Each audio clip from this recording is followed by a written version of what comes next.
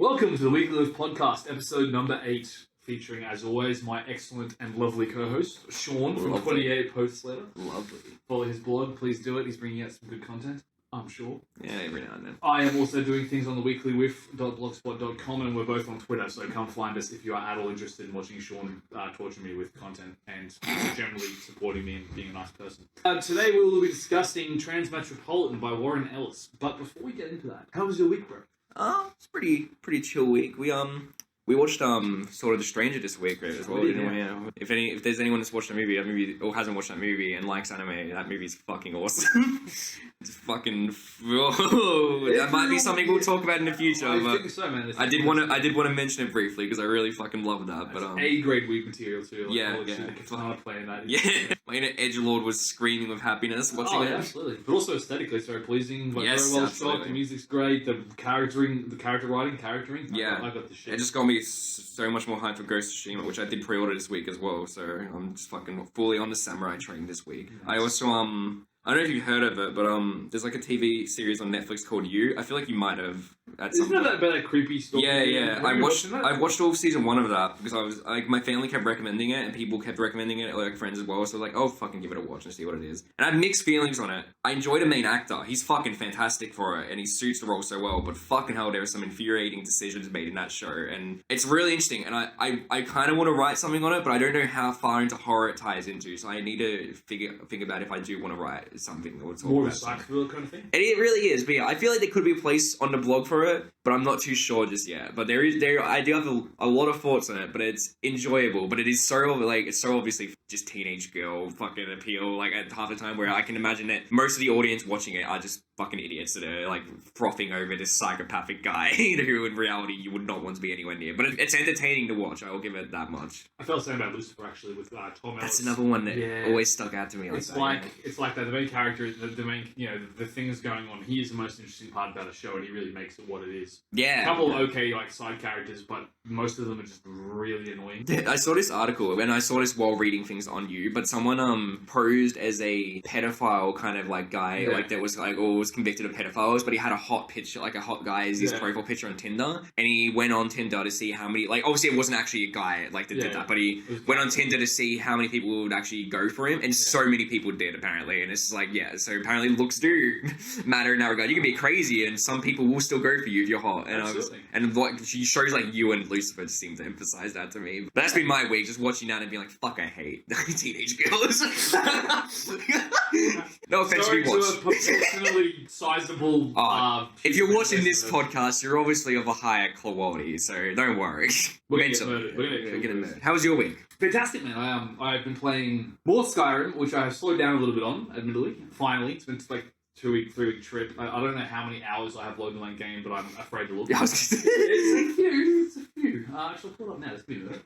Can't find it. But also, I have been playing Battlefield 5 on the PS4 online with my mates. So that's been quite interesting too, because I played the first one a lot, and I had no idea what was going on with it. And I got back. Okay, 54 hours in the last 2 weekends. I need a life. I really, really need How many hours? 52? 54. Okay. 54 hours, and I've had this game for 2 weeks. I have a problem. It's fine. Yeah, so a bit of Battlefield 5, watched Sword of the Stranger, saw Win one night, which was fantastic. I really enjoyed that. And obviously been reading Transmetropolitan by Warren Ellis. Yes, obviously that. There's as well. And on top of that, man, just working. Still the usual. So, in and out, it's been pretty good. Can't complain too much. But let us get into Transmetropolitan. So, it is a comic book with 60 issues, if I remember correctly. 60, unless you count like the 2 bonus issues, I think as well. Yeah, 60 issues. Yeah, 60 issues for the main story. It was penciled from 1997 to 2002. It's a cyberpunk tale, so it's about it's set in a cyberpunk future, and the main character's name is Spider Jerusalem, and he's basically an XP of Hunter S. Thompson in a future world. So the main character's like psycho gonzo journalist who does a lot of drugs. And there's a whole bunch of other characters, really interesting stuff going on, but that's basically the ins and outs of it. And basic plot summary would be that he wants to live on a mountain by himself, but he ran out of money, and he owes a guy a couple of books, so he has to go off the mountain into the city, live in the city for a while, finishes 2 books, and while he's at it, he completely destabilizes the president and makes a lot of really interesting and new quirky friends along the way, and then ends up back on the mountain. That's pretty much it. So it's the story of an insane mountain man who's actually also a journalist. Yep. That's Transmetropolitan. Thank you for listening to the podcast. Yeah, that's it. So we're done here. No. So yeah, what were your initial impressions of this? When I started reading it, I thought the first chapter was a bit, the first issue was a bit slow to get through, and I was like, fuck, is this going to be the whole series? I'm not sure if I can handle it. But it's funny how much in quality it picks up after. Not that I think those issues are bad, they're just very slow for me, but every issue after the first one, I was just getting more and more engaged in, and I enjoyed it a lot. I do have minor issues with it here and there, which kind of tie into my issue with Western comics in general, but overall, I think it's a very gripping narrative, and it's really fucking fun to read, and the characters are all interesting in their own ways. Like, after a certain point, there are some characters that took a bit to grow on me, but they're all very fascinating. I always had this desire to see someone draw or, like, write a journalist kind of action series or something, because like that could be really funny and fun if done right. And like I wanted a series where it's about a journalist and how like it's like kind of about the journalist's life and that and what they go through or something, just kind of like dramatizing it or whatnot. And this is basically what it was. Perfect, like almost perfectly what I would want from that, and it is such an enjoyable read just for that, just to see like the way they incorporate like the actual writings of Spider Jerusalem as well as like the kind of superhero-esque plot he's going through where he's taking down the supervillain, but then it's still really gripped in reality, so it's not like a superhero story, but it has those similarities where the villain's this fucking evil mastermind who's really terrifying, and he's trying to take him down and save the world almost, but not really of those stakes. But yeah, it's fun. It's so much fun to read. I read it a couple of years ago after the first time. I really enjoyed it then, and it sort of stuck in my head for a while, and I thought I really wanted to sit down and talk about this at length, so I now have the opportunity. Yeah. But I love the writing. I think the writing is one of my favourite parts about it. It's just so crisp in so many ways. The characters are good. The monologues are hilarious. It's so anti-politically correct in so many ways. Like he just says whatever he wants to say, whenever he wants to say it, and I appreciate that kind of brevity, even if I obviously don't agree with a lot of the stuff that he does say. There's something about the story that really pulls you in and makes you want to be, like, makes you want to sort of take up some of Spider Jerusalem's. For me, at least, I like the way he operates. I like the way he writes. It makes me want to sort of be like that and just go balls to the wall and not care about it. Well, it's what every journalist wishes they would be. I think so. I think it's a hyper, like, that's what's idealized. Journalism will save the world. I can write whatever I want, and everyone will love me for it, and also hate me for it. And he's the perfect character for the story because he is absolutely the perfect journalist, or what every journalist does wish they could be, where they don't care about people putting pressure on them. They still go for the truth and all that. And the whole point of the story is that he is trying to bring out the truth and that. And it's great because he is the perfect journalist for this kind of story, and that's what makes it great. Even if he's a cunt at times, but at the same time, he's a really good guy at times as well. Like in the second half of the series as well. He's really likable to, like, you really are rooting for him, not just because it's the lesser of two evils, just because you actually really do believe he is doing the good thing. He has his pet dog moments, he goes through and does really nice things for people. Yeah, he's not a cunt, like, and for the first couple chapter, like, issues, you might think that, but as you read it, you realise that he's not actually just a terrible person. He actually is he's just a grumpy person. He's like he's not a nice person. He's not a nice person, but like he's not even beginning to get nice. He's really psychopathic all the time, but he's also entertaining as hell. He's trying to do the good thing though. It's like the main thing. Like he isn't actually a villain that's trying to just ruin people's lives. No. He's just basically doing what he thinks is right. And that can be flawed at times, but for the sake of like going against Smiler, he's pretty much doing the good thing for the whole way, and that's why you root for him because you do see these good points of him. I really enjoy it. I have a lot to say about this.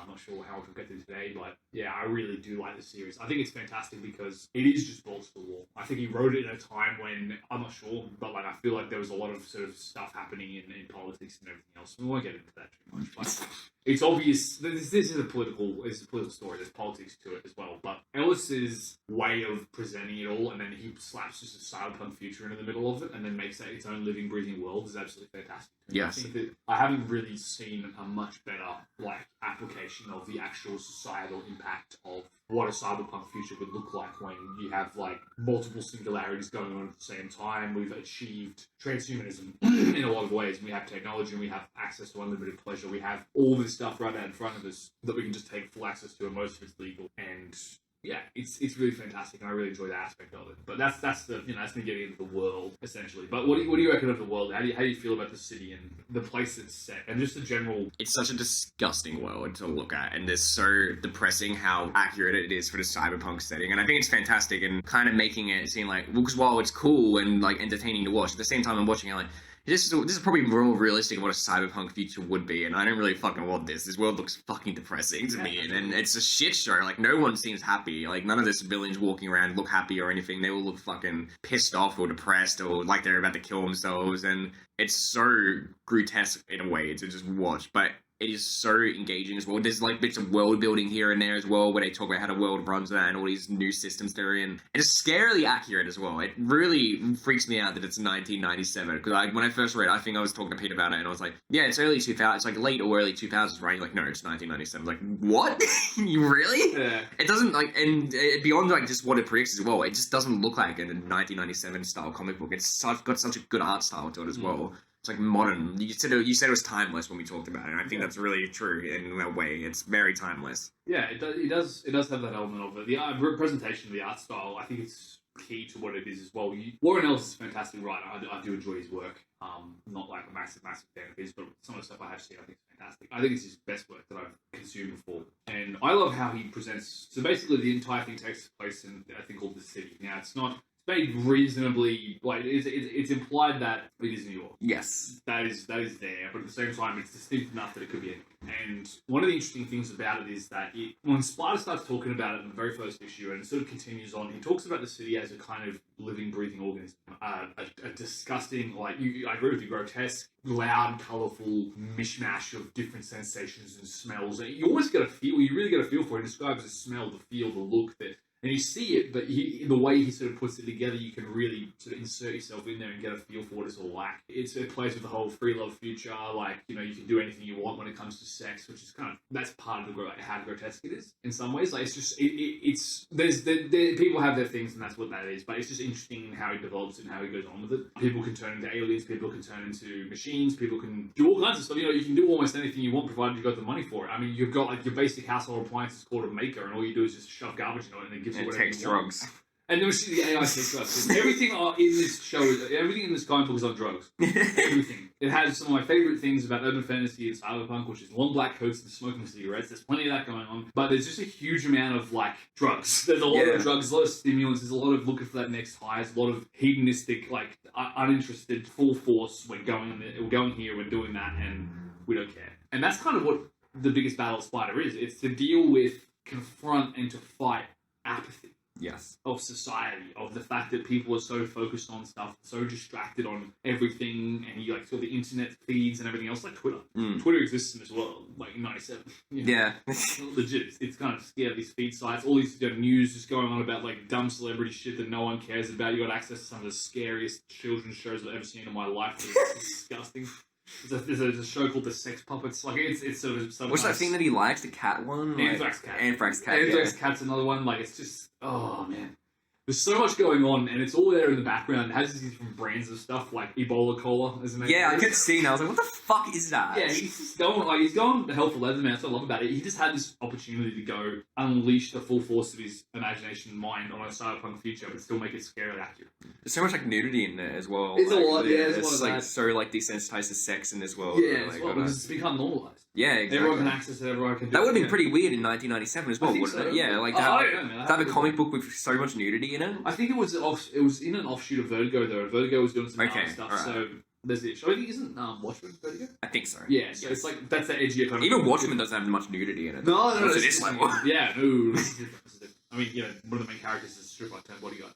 So yeah. There is that. It's not for kids at all. That should be very obvious. No. Absolutely not for kids. But it is for... I think it's a good cyberpunk story. I really like fantastic, the world. Just even the framing of the entire story is that you have a cyberpunk world, but he's thought through it. He's put through all these different kinds of things, and they're all there and present, and you can play around with that a lot. And he does. And he searches out the filthy, disgusting, hidden corners of this world. There is a lot of thought put into this world. Yeah. Like, it's so obvious when reading it that this is a world that he has put a lot, like, he has spent a lot of time building, and he doesn't just throw in things or anything. It's all very, like, carefully created to make this gripping story. And the world is just, like, it's obviously so essential to the story. Like, you can't do this journalist story in, like, a kind of modern world or anything. It wouldn't work as well, and like, it being in this cyberpunk world makes it so much more engaging and telling. The aesthetic is fantastic, as I said before. But this is not like your typical sort of pissing down rain, disgusting city capitalist kind of. It isn't. It isn't. It's got elements of it enough, but because it's the idea of the city of the future, it's got this really eclectic like mismatch of technology and people and colors and everything else. It's quite a colourful comic book. Yes. It's darker, but there's a lot of colour. It really hits you. It always sometimes reading this a bit like an acid trip, and I think that's what it's going for. It's really trying to like bend your mind a little bit when you look at like the huge big city, like it's in the middle of the city, it's all square and all this stuff. But there's so many tiny details in it. So like credit goes to where credit due. Derek Robinson's the guy who did the art for this world. I think he's fantastic. Yeah, like the detail is insane. And what do you reckon? If you could nail it down, what do you think the ideas explored in this sort of story are, and in the bounds of this world we've just described? It's like you said, like before, he's trying to get like apathy from people or something. It is about like kind of the ignorance of the public as well when it comes to news. There's that fantastic issue where he realizes that everyone had been reading his news, but they hadn't actually been reading it. So like they had access to it, they were always reading it, but they weren't actually caring about what he said or anything. They just kind of took it at face value and moved on. Yeah. And he realized that no one was actually taking in the information he was conveying. And I think that's the issue where he was like, he was like cursing at the city as well, saying like he had one job or something and you couldn't do that. Then later on, he makes his kind of radio, like he goes through this weird off-the-grid radio channel or something, like on the TV, the whole. Yeah, that's right. And because he's with them, people have to seek out his knowledge now, so people are actively going for it. And I thought that was such a fantastic, like, build-in. It ties in thematically with how he is dealing with this public that just doesn't care or anything. They're just so desensitized to it all and they're unaware of the world that it is, and that's ultimately what it is about. Like, well, not ultimately, there's a lot there, but that's like kind of what I see it as being about, is him trying to combat this like society that just is so unaware and beat this guy that's manipulating them, who literally says in a chapter he wants to fuck with everyone. That's all he wants, and really gripping when you have it. Like these exaggerated characters are so perfect for this setting because it's everything what you want. Then Smiler is such a perfect journalist villain, like for like a journalist kind of comic. He's absolutely what the bad guy journalist should be going against is. Like it's so stereotypical, but it works so fucking well. The fact that in a world like this where no one's apathetic, everyone's apathetic, no one really cares above like the next hit, the next thing they're getting.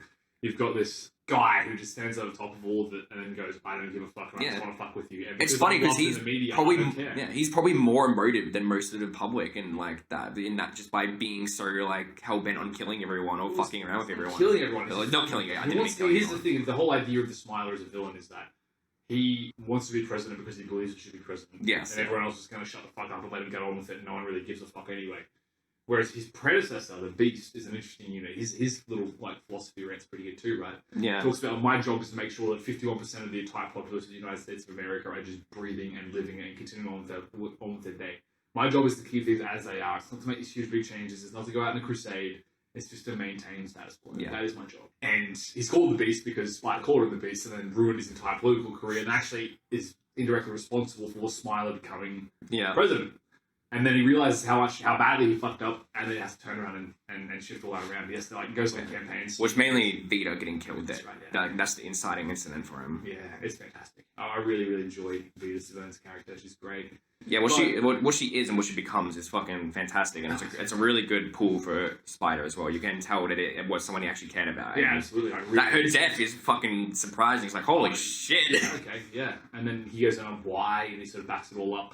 But also, what I really like about this is the idea of news as being important, as like current news and the truth. I think the fundamental philosophy is people need to know what's going on. Yeah. And you need to be aware of what's happening to you. And if you take it on face value, it's a very ham-fisted. You distract yourself too much with the news and with celebrities and with the media. You don't distract yourself with the news, but even when you read the news, you don't pay attention to what's actually saying. You don't give a fuck. You don't care what's actually going on. You don't care about the truth. You're just looking for your next hit, your next whatever else. You're just stuck in your regular sort of everyday life, and all these machines and cogs are moving, and you're just like at the bottom of that rail. This is where Spider comes in because he transcends that level. He's not one of the big wigs who's pulling everything around, but he's not one of the ignorant masses either. He grew up there, but he didn't. He became some kind of mediator between the two. Yeah. And that's what makes him so fascinating. I think that's one of the fundamental philosophies of this is the story really pushes truth and being yourself and being able to be unique, and that doesn't come just with whatever. Like just because you try something completely new and do something completely different, you're part of some subculture. Of which in this series there are many. It doesn't make you distinctly special or anything else like that at all. But standing up and paying attention to what's going on and trying to like tell the truth is special, man. It's something that's really important, particularly in a world so swamped by so much information. And I think that's what I have, like, on face reading, I think that's what Warren Ellis is getting at. Yeah. Well, that like whole thing ties into why Spider is so honest with himself and does just say what he wants because he's basically him. Then nothing can stop him. That and Shannon and what's her name? Yelena, is it? Yeah. They basically become themselves as well around them. Yeah. They also hate his guts, which is which is entirely fair.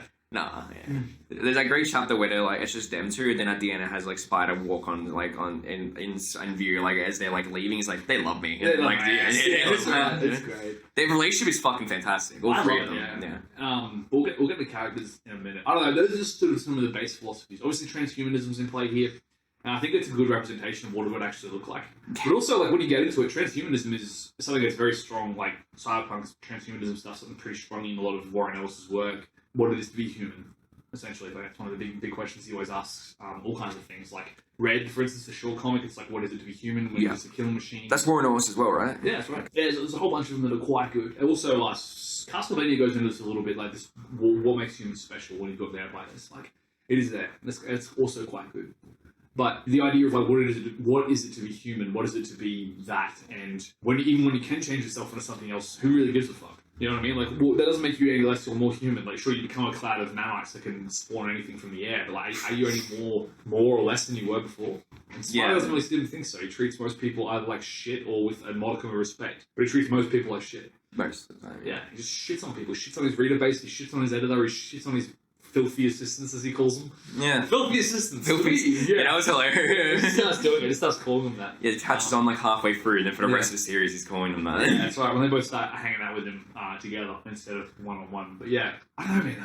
I just love the themes and the ideas it explores. And I think transhumanism, truth, and like a potential future or a world where everyone is distracted, what's that look like? Yeah. And what is it like when we have all the technology and all the happiness and everything? Even Spider comments on this. So we have everything to do it right. We have every single piece of technology to make everyone's life happy and long and free and everything else. We've eliminated cancer. I can smoke cigarettes because I have a genetic trait that like makes me immune to those carcinogens. And if not, there's some medication on the bench that makes you do it. Like, it's all there. It's all there. It's all possible, but no one's done it because it's humanity. Humanity will fuck itself over and just look for the next fix. Yep. So it's cynical. It's cynical and it's pessimistic. It's very cynical. But it's still effective. Yeah, man, it's definitely effective. Yeah. But that's sort of my take on the world. That's one of the reasons I love it so much. It is political and it is sort of pushing the idea of the writer hero, which is a kind of classic thing with a lot of writers about how like writer heroes and stuff. Yeah. It's funny. I was talking to someone about it because like someone else that read it, the one I recommended you would read it, but I was talking to him about it. I was like, how much of do you think he's a self-insert for Warren Ellis or anything? And he said it perfectly where he said, I think he's what he wishes he could be, but nowhere near that extreme or anything. Yeah. I'm like, yeah, that sounds about right. But to a certain extent, like, in terms of journalism as well, because I've done, like, a little bit of it, Spider is absolutely what I would want to be as a journalist. Like, he's the absolute of it. He seeks the truth. He may be a fucking asshole about it, but he does get the truth, and he makes sure it's heard to everyone, and he doesn't like to bullshit or anything. And he doesn't fold under pressure. Like, he gets beaten by the cops, and then he stands up for something, and he laughs, and I can't remember the exact monologue, like, he has. Basically, like, just says, shoot at me, and shoot me in the face, and I'll spit your bullets back at you. Yeah, that's the first issue. They beat the fuck out of him. It's the third issue, I think. But yeah, the end of the first arc. Yeah, it's the end of the first arc. And it's fantastic. It's a great opener, really. Like, that whole first arc is such a fantastic opener. And even if it is a bit slow. But I think it's also part of the adjustment. You're sort of getting used to the colour and the violence of it all. Kind of the tone and the way he talks. It's all very new and weird when you first into it. Really, it's only really the first issue that I think is slow. The rest of the first arc, I think, is great. It also, the strange... I did not expect those transients to be so relevant for the rest of the series or something, but they're pretty, like, Fred's a pretty relevant character throughout the whole thing. Like, not relevant, but he does keep coming back, and he's in it till the end almost, like, Till the last issue, or the last couple issues. Yeah. He gets shot in the head. Yeah, he gets shot in the head, yeah. Well, just obviously spoilers, like I said. Obviously. Something else I want to say as well. Any other series like this, I would expect them to come and kind of forget about the new subspecies they make or anything. But in the backgrounds, you always see like the fog things walking around or the transients walking around, and I find it I find it really interesting that that Warren Ellis just doesn't forget about these like subspecies. He makes them exist in this world. Yeah. They're not just like that's one-off issue and then you don't see them again. They are always walking around. Every time I saw those fog machines, I was like, oh wow, it's them again. That is fantastic. Again, just attention to detail. And yes. That's also on the artist. He made those guys come to life, and he puts them into everything you can see. Like it's quite fantastic. It's also obvious he hates religion with a passion, and that's very obvious in the story. So if you're of a religious persuasion and you really don't like your religion getting mocked, this is probably not the content for you at all. No. But yeah, let's get into the characters. Let's leave Spider to the last. Every good story needs a good villain. So let's talk about the villain or villains in this. Yeah. I will start it by saying I think Smiley's fucking fantastic and one of my favorite comic villains. I think he's fucking fantastic. He's so fucking enjoyable to read. Like, he's absolutely fucking terrifying as well. That bit where Spider confronts him and like he's talking about how he wants to like fuck over the world or that, and then he's gonna fuck with Spider as well. It's so like it's gripping. You're watching. You're like, this guy's a fucking psychopath. And it's for the rest of this. I was so glad that he was the villain for the rest of the series because I was worried at first that the political thing would only be a small arc before like moving on to something else. I was so happy that it was the rest of the series because he's so fucking good as a villain and he absolutely works as being pitted against Spider. I am, however, disappointed with how he gets handled at the end, where like it's in that giant, like they're in that room and they're talking, and then out of nowhere the cop just comes in and arrests him. I was kind of like, I would have preferred maybe one more chapter of them talking to each other, and then like a big showdown or something that happened. Besides it feeling a bit rushed, which is a bummer to me, but he might have just wanted to end it on a big round number, like 60, and I can understand that, so it's like, it's fine, and I don't think it ruins Smiley's character for me or anything. I was just kind of expecting a bit more for the final showdown, but then it kind of felt a bit anticlimactic at the end for me. To counter that for you, or at least to provide a little bit of explanation, when Smiley comes into power and he's starting to push his thing, you notice that, say for instance, like Spider is using the battle disruptor. The illegal battle disruptor. So essentially, the main weapon of our main character is a guy who carries around a gun that if you shoot you in the guts, it will make you shit yourself. That is his main weapon of choice, just to humiliate people. He's a good street fighter, but he can brawl though as well, which is cool. Does pull real gun at some point as well. Yeah, that's right. No, that's my point. So this is actually what was said. The Smiler, if nothing else, is paranoid. Incredibly paranoid about everything. Like, so paranoid about losing any kind of viewership that he'll kill someone close to him to garner public sympathy so he can stay back in office, and the media takes the edge off that. It takes Spider by putting together this massive sort of conspiracy of murder and manipulation and paying these people off to do this and to do that. Yes. That ultimately removes him from power. But as Spider really, this is the second half, as he starts really getting into it and people start trying to kill him, he starts using guns instead of his battle disruptor. He just starts killing people. And then at the end of it, the idea is basically, like even Spider says this to him, the Smiler has him searched for weapons. Yeah. But in the very first interview they had, he soaked himself with this stuff they call source gas, which actually allows him to store and then transmit whatever's being said in the room to somewhere else. Yeah. And so he actually, what Spider ends up doing is at the end of his tether, he's got some kind of degenerative brain disease. He can't really like stand up. He can barely ride. He's starting to lose his mind a little bit. He's sympathizing with him. And then he gets there at the end and he's like searched for guns. There's nothing on him. And then Smile's like, I've got you. I'm going to kill you. You should not have fucked with me. Yeah. And he's saying this, and then Spider's sitting there going, well, you forgot something. I used misdirection. I learned it from you. You were misdirecting people by killing off your own family or killing off your bad political aid and just take the edge off and just sort of distract them from everything, and they bring it on you. I did the same thing. I started using guns, and then I walked in there unarmed, but I covered myself in source gas. Yes. And every single word of what you're saying is being transmitted to the news crews outside. I think that's good. Like, that whole thing is fucking fantastic. Yeah. My issue is just like how the cop comes in at like out of nowhere almost, and it feels a bit kind of abrupt. She's got she's a good character earlier in the book as well. She is, but she's also not that big of a character as well. It's not she's in like it just bugs me how kind of out of nowhere she walked into a room and then like she quickly rested and then the chapter ended. I was like, I would have preferred a little bit more like in between after that. Obviously, I don't mind the actual final showdown. Yeah. It's just how like he gets arrested and then his two assistants run in and like grab him as he's like as he collapses. But I like the idea that it's his last stand. It's like he's got nothing left in the tank. He's been going for a year trying to destabilize this guy. He's about to like he's already losing memory gaps. He's already passing out and bleeding like, out of his nose and everything. And it's like his last effort. You can just see it. Like even when he's walking up, he's hunched over. It's like you can see he's driven by this absolute need to like get the truth out there. And then he manages it and then just passes out and like cut to something else later. But yeah, no, I guess it does come off as a bit abrupt, but it kind of makes sense in the sense of like that is who he is. He's not about guns or a big sort of epic showdown. He's about conversation and words. And all he had to do was get that guy to explain his entire philosophy and get the truth to the masses. And he did. No, I think he does a good job of that. It's just like, I guess I just would have preferred more. There's also that weird thing where he tries to kind of fake everyone out by saying like, oh, he's got a gun on me or something, and then like it just feels a bit like it goes nowhere or anything after that, and then it just feels weird. Like the final 3 pages of that standoff are a bit off to me, and everything else about it is fantastic, and I think it completely suits him.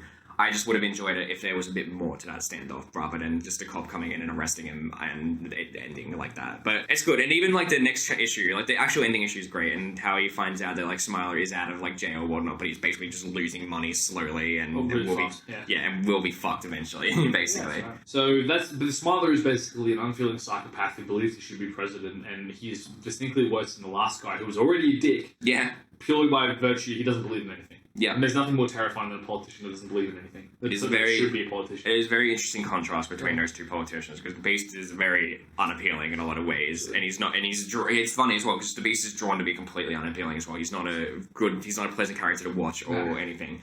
Whereas Smiler is a very clean-looking character, obviously smiling all the time, like on the outside. But then as you start to learn more about him, he's way more unappealing than the Beast, and you kind of like, this guy can't be in control. If it's the lesser of two evils here, the Beast is the way to go. And Spider was single-handedly responsible for getting him in power. Well, it was a big part of him getting in power. Yeah, people were reading him. Yeah, that's right. And then when he figures out he's got a degenerative brain disease, he's like, we have a year. He's like, we can do deadlines. Yeah. And then decides, I'm going to take the president out of power purely by writing, and that's a cool thing. It is a very, very cool moment. I like that a lot. So we've got the villains. So we've got the Beast and Callahan. They're the political bad guys, like the sort of, the presidents, as it were. Who else? Is there any other sort of notable? I guess Fred Christ is in there. Who? Oh, Fred Christ, yes. Yeah, he's also just like a kind of minor antagonist though, but he works for what he is. You don't expect him to come back as much, like after the first story arc or anything. You think, oh yeah, that's it, we're done with him now, right? And then he keeps coming back. He keeps weaseling his way back into the story, and he's beaten to shit by a spider at the end. Yeah, like, I think it's the stick of the stick of truth, or is it the chair leg of truth? It is wise and terrible. Yeah, it's fantastic. Another thing, Fred Christ is one. Is there any other like this thing? Is that one-shot bulldog character that just throws himself off? That was fucking hilarious to me so much. Those fucking dogs that are cops that are just talking amongst each other, and I was like, are you fucking serious? There's like cop dogs that can talk here, and then he's like on his hell-bent thing to fucking get spot. That whole story arc is fucking hilarious. I think I look back on him like that's probably the most I was kind of giggling to myself reading it. Like his wife his head getting stolen, and there's those guys who can't take his stuff off, and then she went in and just deliberately fucked with him and tried to kill him. And then like the end of that arc is so anticlimactic as well, but it works so perfectly. Like the dog jumps at him, he throws the fucking and like he throws his wife's head off the thing, and it smashes him. It's so like sitting there, I'm just cool. And he looks around these other guys who are just about to kill him. Yeah. And then just goes, I've solved it, I'm a genius. And they look at him and go, thanks. Thank you. Yeah. So, we love you, Colin, by the way. We love you, Colin, by the way. And at the end of the last chapter, he's sitting like in a porta gunny, taking his shit and writing a book. And cutting through it with a chainsaw, trying to get him out of there. And then he just solves it all like that, just saying, this is my ex-wife, and also I'm not the next of kin, and also give me this head, and I'll just yeet off the fucking marina, and now we're square. And they're like, it's such a fucking funny. Like it's so cool. It's resolved. Everything within that story arc is resolved in like 5 seconds. And then there's got the bomb kid that's like trying to kill him as well. Just yeets him out of the building. It's so like everything's so resolved abruptly, and it works so fucking perfectly for that mini story. You just reading like, I thought this was gonna be really serious for him, but no, none of this is fucking like. It is pretty serious. It is break into his house and kill him though. That's pretty full on. Yeah. I was like, ooh. But nothing like there comes back to bite him, really. It's so, like, detached from the rest of the series. That's what makes it so fucking hilarious. Another thing I want to talk about was journalist insurance. Did you, like... What did you think when you read the words journalist insurance? I will require journalistic insurance. Yeah, That's the thing that you need. Yeah, interesting. I think I wouldn't be opposed to that coming into play. Oh my gosh, dude. There was the like when he like says that he killed someone as well. They were like, "Oh, you've done your natural. You've done good by the state basically, and like doing that. You're a proud citizen." And then they find out that he doesn't have the insurance, and like, "Oh, we're gonna send someone to They're just like, "Oh, you're spy." It's like, "Oh, I'm spy." It's like, "Oh, you. Oh, well." No, it's fine. It's like your journalist insurance. Please give us a link. If you find out it's vanished. Yeah. Oh shit. Oh shit. Oh shit. This series is fucking hilarious. It's just like journalist insurance. It's just the concept. Like you're a journalist who goes out and interviews some of the craziest, gnarliest stuff on the street whatsoever, and you have insurance. I mean, he starts his first interview by busting his way into Fred Christ's he like building and then just, like shooting a gun and everything and telling people he's fed up and like just smacking them around, and it's like I'm a journalist and I have places to be, and he's just like able to bust into a room and just do whatever the fuck he wants basically. But when he becomes an outlaw afterwards and doesn't have access to that insurance, that's when you know shit's getting real. Yeah, because he gets worse in that regard. Yeah. He's like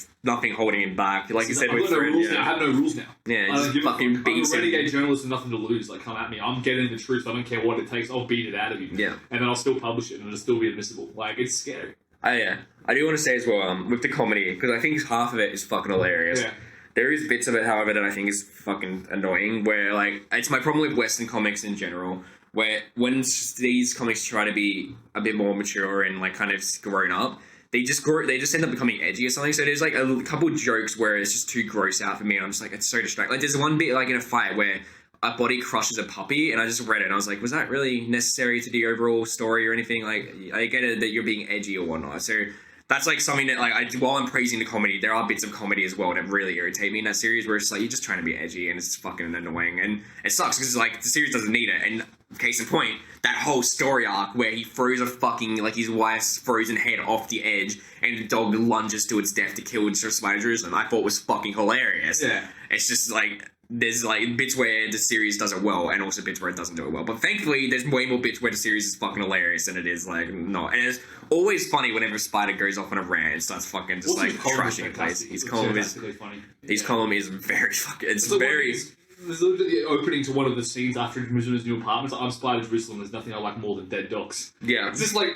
What? But also then, you know, his hatred for animals, like his hatred for dogs in particular. He's got that fucking mutated cat as well that he just kind of kicks out. That cat is smoking cat. fucking hilarious. At the end of it, and like, it comes out of the woods and it's just... Yeah, it's got like a fox's leg on it or something. Yeah, throws this entire dead fox, eviscerated fox, and then walks off with one of his legs. It's chain smoking when he meets it. Yeah. And he's pissing on his phone. Like, yeah, it's just great. He has an electroshock collar or something to shock it whenever it pisses somewhere. It's not. I remember that like side joke or something, and you know, it's just the like cat's just a part of him though. It's just there. It is, yeah. He just picks it up in the first issue and then just keeps it. It's just like his assistants, his filthy assistants, on top of him. Like with everything Spider is like around, he doesn't show his affection towards things, but you can kind of get that glimpse of it. And with the cat, that is a perfect example where he fucking kicks it around and says that he hates it so much. Yeah. But he still keeps it around. Yeah. Like he doesn't need to bring it on him with his fucking escape across the world to like take down Smiler, but he still brings it around. It's endearing, and the cat is it's fucking monstrous looking, but it's also like two heads and like.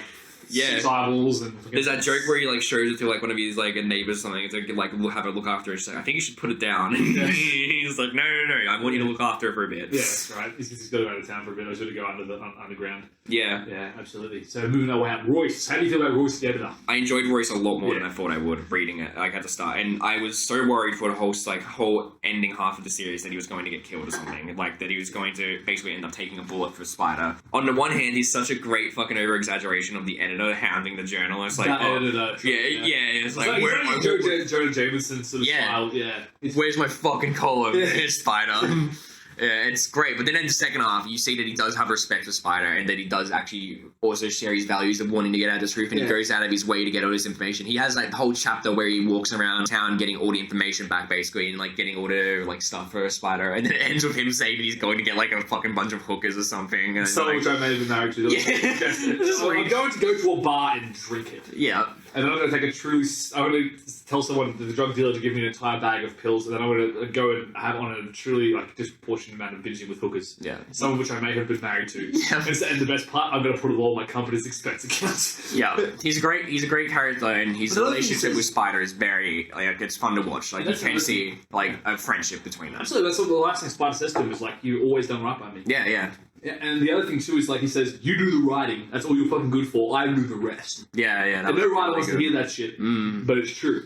Yeah. Champion editors, everywhere else. Like that guy's a legend, and I love Royce. I feel like he's like another sort of super exaggerated version of the best. Yes. The best, like, you know, you got the Uber journalist, you got the Uber editor, who's also just a mad unit you really enjoy. Yeah, he's great. Yeah, he's fantastic. And he had to, like, once he sort of, the beast got elected, it's like 8,000 words, and no, I do not want to see the word fuck printed 8,000 times. Yeah. That was hilarious. Yeah. So good. I love it. Yeah, so we've got Royce, and we're moving up again, Yelena. Yelena's introduced about, a third to a halfway through? I think a third of the series. Yeah. It was interesting for me with her, because I did not like her for the first bit she was in, because I felt she was way too moody and sulky, and I was kind of like, I don't fucking care. I miss Shannon, basically. I was like, I want her back.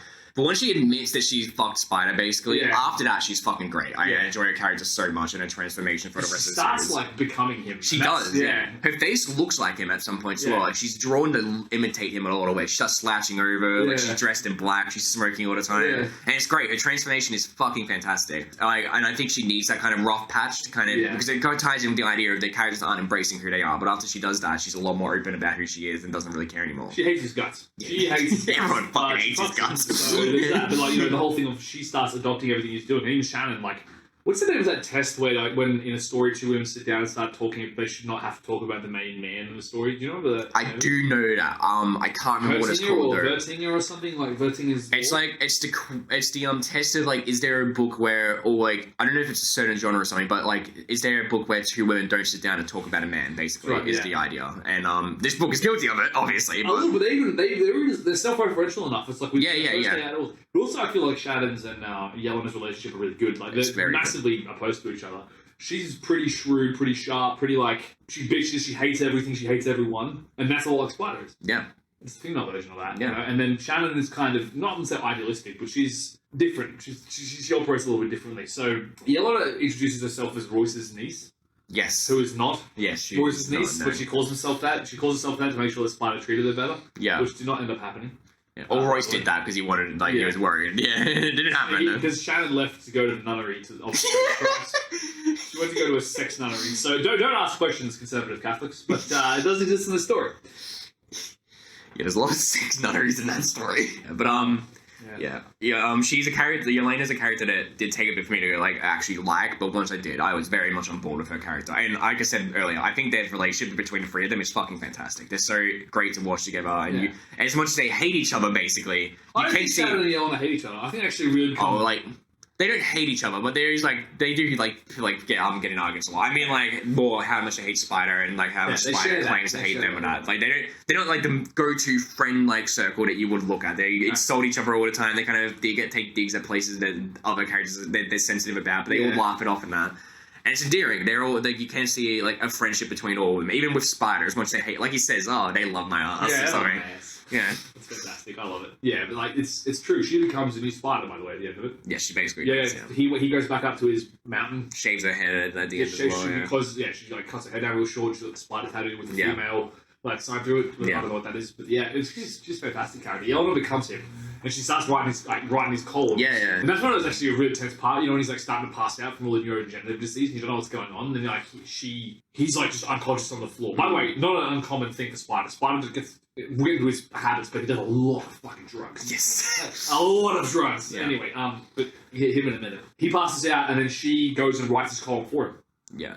And then there's that moment where like they're looking at each other, just like I wrote your column for you. Yeah, she's like waiting the whole way. Is he gonna freak the fuck out and just puts a hand on like he just kisses her forehead and says thank you. Yeah. I kind of wish they'd actually shown her column. Like, I do kind of wish they had, like, shown what she wrote just so that we could kind of get an image of how she is as a writer. I was a bit bummed out we didn't get that, but it's not, like, enough that I hate the series or anything. It's just kind of like, it would have been a nice kind of addition, but it's still good. Just be the same way the moment is still good. Yeah, but I think it still would have been great to have, like, one issue with her writing, like, mimicking the kind of issue-free, like, style, which I fucking adore, by the way. I think the third issue is fantastic. The way Mary was different. The Mary one's great as well, but that's the one where he's standing on the roof, like, sitting on the roof, and he's, like, narrating everything, and I just love the way the panels like transition into TV screens on the actual like in the actual world or anything. It's just such a fantastically written like issue. It's very great. Mary one's great as well. I love the Mary one. Yeah. And then you got Shannon. So Yelena is a really interesting character, and I really enjoy her arc and who she is. Shannon is the first assistant that he gets. Yeah. But she also turns up in the second issue. She's a stripper. Yeah. At a club, so she can get through writers' college. Yes. And then she ends up trust the fuckhead. Yeah. That's her. It's like follow the fuckhead. Yeah. Trust the fuckhead. She becomes their bodyguard. And she becomes his assistant first. Yeah, well yes. And then he mistreats her so badly, so poorly, and then her boyfriend goes and vaporizes himself and turns himself into a foglet. And then she goes, yeah, I'm out of here, I'm going to join the sex nunnery. But she comes back and saves both of their lives in the pocket in the last second, and she becomes like their de facto bodyguard. Yeah. And she's great. I love her character. She's the most combat effective character in that entire book. Yeah. She's fantastic. So when I say, shoot at the police and run like hell, and resist arrest, shoot at police, run like hell, and resist arrest. She's really fun. Even sad because she's with guns, the fact she loves guns and everything else. It's like, yeah, so to shoot that gun, you would need 2 backup spines. Yeah, that was funny. Yeah, it's just like they're just sitting there shooting stuff. And But the fact that she also likes going out and shopping and she feels like her own character, but at the same time kind of feels like a spoof of those super Amazonian style characters. Like she's still got that kind of. It's still cool that she still feels feminine to me, even if she is like 6'3" and built like a. Yeah, she's tall and like I think she's the tallest character almost. Straight up is like she dwarfs everyone else that she's in the room with, and she's fantastic to look at and everything else. But she's quite capable, but also still very much like feminine. I also enjoy that. It's a really good mix-up of that kind of meme, or that kind of tendency inside writing. It's funny how repulsed she is by Spider as well. I was gonna just say that. The first time she sees him, like, he opens up the door and he's just standing there naked. Yeah. That's right, yeah.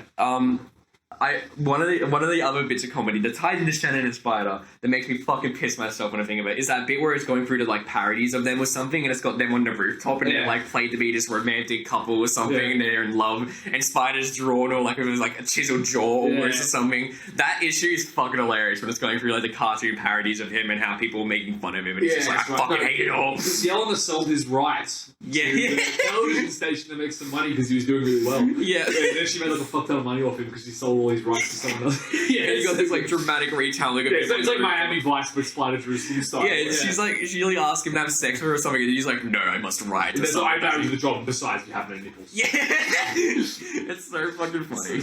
And then there's, dude. It's so dumb. You gotta read it to believe it, but also, again, if you're not able to sort of get in with some just black comedy on steroids with a really large, like, sort of obscenely funny, but still obscene shit. And even though like I'm good with black comedy, there are like I've said before in this episode, there are some jokes in that episode where in that series where I'm kind of like it's a bit too much.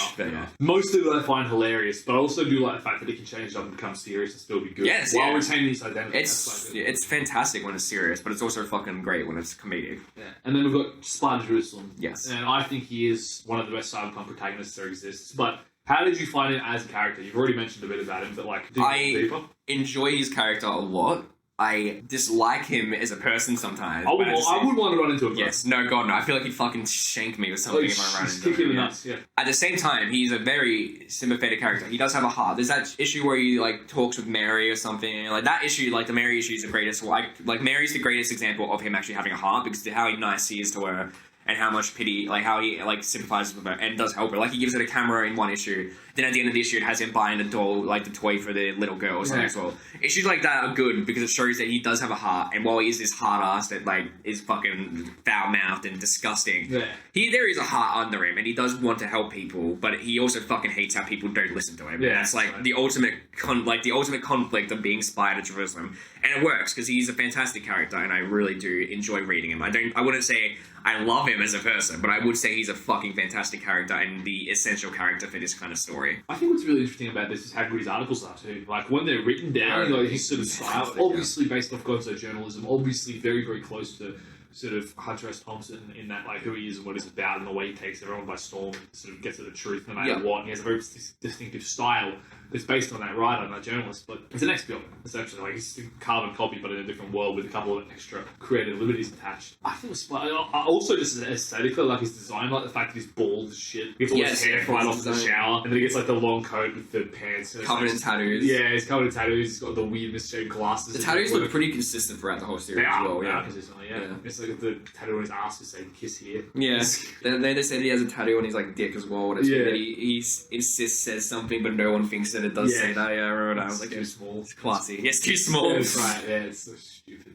But his writing ability is great. You can kind of see like when he's doing all these columns and stuff, like in the pocket in the third issue. Yeah, thank you. When he's doing he's writing and watching this riot happen, and you read it. It's like this is Spider at his best. Yeah, like you see the opening monologue when he's walking over the city, and I really like that to sort of set the tone and give you an idea of who he is. Yep. And he's even like, diaries from a disaffected writer. He's like, no shit. It's just like, diaries from the asshole of the world. It goes on. He's like, you can see him rampant right up. Yeah, exactly. He's a fantastic writer, and all of his columns are interesting to read. Like you read them, and they're so well written. Yeah. There are some like column segments that do kind of drag on for me a bit, but because towards the end, it gets to the point where Spider is kind of repeating himself a fair bit, which he kind of has to because his character is kind of stuck in this situation where he's trying to find information and stall for time. Yeah. But it does get a bit hard to read sometimes when it gets a bit repetitive. But at the same time, anytime it gets repetitive, the way that the story column is presented to the reader is always unique. It works wonders for it, like, and it makes it a lot more engaging to read. Once again, thank you, Dave Robertson. Yes. I think also what I do like about this story is I hate like that idea of the informed ability a lot of the time. So it's like he's a really good writer, but we never get to read new stuff. So it's like how the hell do we actually get invested in that? Like, fucking, we're not invested. We've never seen him. He's writing. And it's like Warren Ellis is like straight up. No. I'll show you what he's writing down. And why people take him seriously. Why you should take him seriously, because he really feels this shit. It really comes out. There's a whole one where he's like talking about death. Remember the one where he's like talking about death? And yes, that was fantastic. That was a really good one. Fantastic. Yeah, that was like a really good one. I was getting interviewed or something, and then because it ties into Vita as well, because it's shortly after she died, so it's very in theme with like the rest of the series. But it's fantastic the way you live 80 years and that's all you get. Yeah, like you're just fucking dead. Like it's full. The way it starts as well with him talking to his mum, and it cuts to like it has like the panels of him looking down and then him looking up like a child or something. That's fucking fantastically done. The way it's done. Once again, has drawn is just really good. Yeah. But yeah, I think Spider is an asshole. He's a mad drug addict. Like, I read this stuff and I'm just like, he's punching darts and then drinking beer and like coffee and everything else. Like, the way he just stimulates himself to be able to get on. Physically, okay fighter. Like, he's pretty decent, actually. He can survive people trying to kill him. He's quite good at that. Very intelligent, very sharp, very observational. Yeah. I like that. He's hilarious to read his rants. Like, he's huge monologues are just like laying about with flaming eyes and steaming genitals. I want to see journalists rise up like me. I just love it. It's so fucking stupid. And as he's doing this, he's standing on a table, like gesticulating to the entire fucking restaurant, and his filthy assistants are trying to pull him back down. It's great. It just gets all around it. You just see the look in their eyes, like, oh god, not again. Yeah, not again. Well, he does that in like the religious expo as well, where he starts fucking riding around. That's an issue. Yeah. Damn, that's a comic book that exists. Funny though. Oh, the television episode is one of my favourites. So that's like the second one. I remember you saying that. It's around the start. It is a very entertaining issue. I became the television. I became television. Yeah. And then he gets like blasted in his eyeballs and he starts dreaming. Yes. He gets up, like, Shannon, get me some drugs. Yeah. Fantastic. The early issues like that are one-offs are like some of them are very good, some of them are kind of like but there are some really good ones. I said before, the Mary one's one I keep coming back to is a very fantastic issue. That's a just for reference to the people who have read this. Essentially, the idea that like Mary comes from our world, like in the 70s and 80s in our world. She was an old woman then, and then she basically after she died. She got her head taken off and then like put into cryo storage, and then when they bring her back, they basically extract all the stuff from her brain, piece it back together with nanomachines, and then give her back a body, grow her a new body, and then they keep her in the lab and then send her out into the street because the world has changed so much in so many years. She just completely loses her shit and becomes like a lock-in. Yeah. And then Spider finds and starts talking to her, actually helps bring her out of her shell. And she ends up helping him at the end as well. She gives him the photograph that basically saves him, like that makes everything look perfect. It's a great tie-in. And issues like that where he is talking about it, you can see how much he really... Yeah, I guess you get the hatred of the people that he's like talking to as well. Like I love that line at the end where he's like, "Oh, she was given a second chance, but you guys wouldn't hear her out or anything." And then it's got like the 3 panels of him sitting around the balcony watching the city, and you can just tell how disgusting he is. And it works well as well as building up the world. Like the other issue that kind of stands out to me, what's it called? I can't remember, but the one with the child prostitution thing, which I read it and I'm like, this is fucking depressing to read, but it feels so real. Like this could happen in this world. Yeah, and absolutely. You tell how disgusted Spider is with it, and it's issues like these that give him a heart and make you root for him because you do think he is the good guy. And he's the only guy looking at this. He's the only guy who cares. Yeah, yeah, and that's what makes him such a good protagonist. He gives a shit.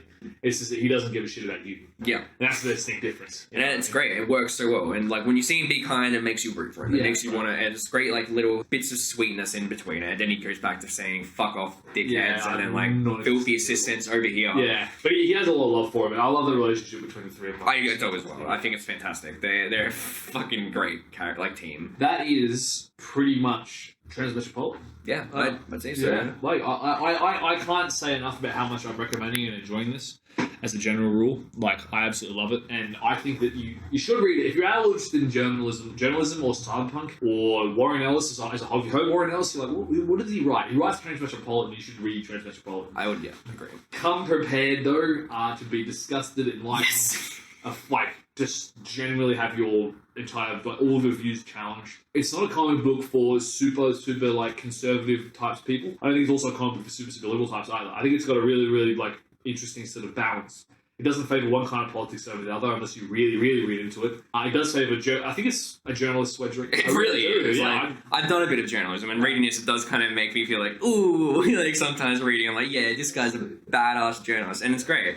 I genuinely endorse like everything Pete's saying as well. It's a great series to read. It's not for everyone though. God no, it's mature in its tone, and it is some of the best black comedy I think you'll find. Yeah. personally. I don't think that, as much as I do criticize the tone of Western comics now, I don't think this is out of place for this serious story, and it is kind of necessary, so I am fine with it. But even then, like I said before, there are bits where it gets too much, but I think it's fantastic, and it is worth the read. It's not deliberately trying to be edgy. No, yeah, exactly. Except when it is every now and then. And it does feel like sometimes it tries to be, but it's not always is the thing. It is focused on the story, and it is just trying to be kind of mature taste for it. And I think it's really interesting. And there's a lot more we can say about it. A lot more I can say about it. I'm sure we can both say about it. But we are on a clock here, as usual, and people do have. You know what I mean? Like people got things to do. No, fuck them. They listen to us. They fucking come here every week to listen to us. Like Spider now. Yeah, I'm Spider now, yeah. These people are... Spider, not Spider. Spider. They come here and they listen to me, and you hate me for it, but you Yeah, exactly. Yeah. They're all here for us, and they will fucking be happy if we give them a 2-hour-long episode. Okay. They won't go against us. So, Devil May Cry series when? Yeah. And that comes to the end of the podcast, and before we leave, Shaun, my friend, what is our recommendation for next week? Alright, little people.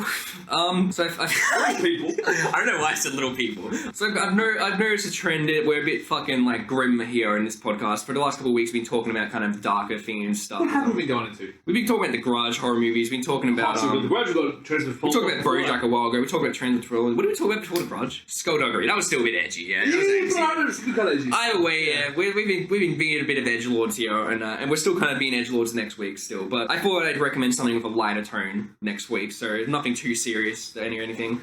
It is a 2018 anime series, a Japanese anime. So we will be talking about an anime next week. Weaves Rise Up, basically. It is a series from 2018 that I think is kind of underrated. Like, it's not too well known, but 2018 was a good year for anime, so I don't blame it. But it's a series I greatly enjoy, and it is a series called SSSS Gridman, and it is a mecha kind of anime that is inspired by the kind of I think it's Tokatsu or something, like the kind of Power Ranger-esque kind of style of like TV shows where it's mimicking like kind of the Super Sentai stuff. Yeah. Okay, so it's kind of embracing that style, and it is I personally think it is a very enjoyable ride that not too many people talk about, and I would like to talk about that next week. I've never heard of this, mate, and I didn't really look forward to it. Yes. All right, thank you all for tuning in to the Weekly Whiff, episode number 8. We will see you again when we see you. Shaun, do you have anything final for the listeners? Never have anything final. Fantastic. I have nothing either. And so long, look after yourselves and stay safe.